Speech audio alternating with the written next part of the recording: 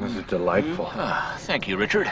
Explain again. How get this? I told you, Gary, it's called milk, and it comes from the udder of that cow right over there. I get milk from rock.